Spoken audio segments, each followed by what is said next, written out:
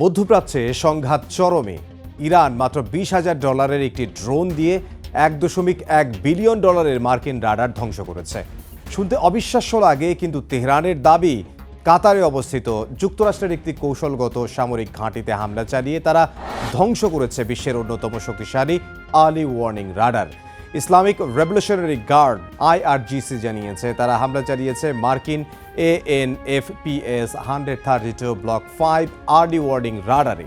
তবে যুক্তরাষ্ট্রের United States Department of Defense বা ইউনাইটেড স্টেটস সেন্ট্রাল কমান্ড এখনও আনুষ্ঠানিকভাবে এই ক্ষয়ক্ষতি নিশ্চিত করেনি।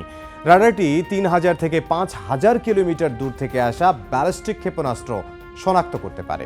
এটি কার্যত যুক্তরাষ্ট্রের ক্ষেপণাস্ত্র প্রতিরক্ষা ব্যবস্থার চোখ। যুদ্ধ প্রযুক্তির আজকের পর্বে জানাবো কোন অস্ত্র দিয়ে ধ্বংস হলো মার্কিন এই দামি রাডার।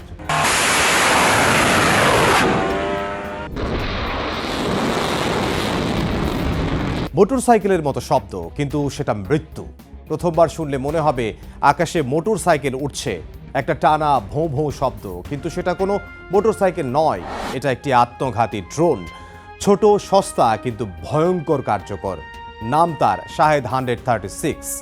1000 কিলোমিটার দূর থেকে উড়ে এসে কয়েক সেকেন্ডে ধ্বংস করতে পারে একটি সামরিক ঘাঁটি, রাডার বা গুরুত্বপূর্ণ স্থাপনা। এই ড্রোন আধুনিক যুদ্ধের চিত্র বদলে দিয়েছে। শাহেদ 136 হলো একটি লয়টারিং মিউনিশন, অর্থাৎ এটি এমন একটি অস্ত্র যা নির্দিষ্ট এলাকায় কিছু সময় চক্কর দিতে পারে, লক্ষ্য খুঁজতে পারে এবং লক্ষ্য নিশ্চিত হলে আঘাত হানতে পারে। সহজভাবে বললে এটি একটি উড়ন্ত বোমা। এটি তৈরি করেছে ইরানের শাহেদ এভিয়েশন ইন্ডাস্ট্রিজ। ড্রোনটি ছোড়ার পর নিজেই নির্ধারিত লক্ষ্যবস্তুর দিকে উড়ে যায়, লক্ষ্যে পৌঁছে বিস্ফোরিত হয়। এটি ফিরে আসে না, এটি একমুখী আক্রমণের জন্য তৈরি করা হয়। 2021 সালের দিকে এটি প্রথম অপারেশনাল হয় এবং অল্প সময়ের মধ্যেই বিশ্বের আলোচিত অস্ত্রে পরিণত হয় শাহেদ 136। শাহেদ 136 এর গঠন খুব জটিল নয়, কিন্তু কার্যকর। এটির দৈর্ঘ্য প্রায় 3.5 মিটার, পাখার বিস্তার প্রায় 2.5 মিটার। ড্রোনটির ওজন প্রায় 200 কেজি। 30 থেকে 50 কেজি বিস্ফোরক বহন করতে পারে শাহেদ 136 ড্রোন। এর পেছনে একটি প্রোপেইলার ইঞ্জিন বা ঘূর্ণায়মান পাখার ইঞ্জিন রয়েছে। প্রতি ঘন্টায় এই ড্রোনের গতি প্রায় 180 কিলোমিটার। সবচেয়ে গুরুত্বপূর্ণ বিষয় হলো এর পাল্লা। এটি 1000 থেকে 2500 কিলোমিটার পর্যন্ত উঠতে পারে, মানে একটি দেশ থেকে ছুড়লে অন্য দেশের গভীরে আঘাত হানা সম্ভব। এটি 6 থেকে 8 ঘন্টা পর্যন্ত আকাশে থাকতে পারে। এই ড্রোনের মূল শক্তি এর স্বয়ংক্রিয় নেভিগেশন ব্যবস্থা। এটি GPS এবং ইনার্শিয়াল নেভিগেশন সিস্টেম ব্যবহার করে। ছোড়ার আগে লক্ষ্যবস্তুর সমন্বয় সেট করে দেয়া হয়, তারপর এটি নিজেই উড়ে যায়। কোনো পাইলট নেই, কোনো লাইভ রিমোট কন্ট্রোল নেই। নিচ দিয়ে উড়ে রাডার এড়িয়ে যায়, লক্ষ্যে পৌঁছে সরাসরি বিস্ফোরিত হয়। শাহেদ 136 ব্যবহার করা হয়েছে সামরিক ঘাঁটি, রাডার এবং অবকাঠামো লক্ষ্য করে। সবচেয়ে কার্যকর কৌশল হলো সোয়ার্ম অ্যাটাক বা ঝাঁকে আক্রমণ করা। একসঙ্গে 10 থেকে 20টি ড্রোন ছোড়া হয়। আকাশের প্রতিরক্ষা ব্যবস্থা বিভ্রান্ত হয়ে যায়।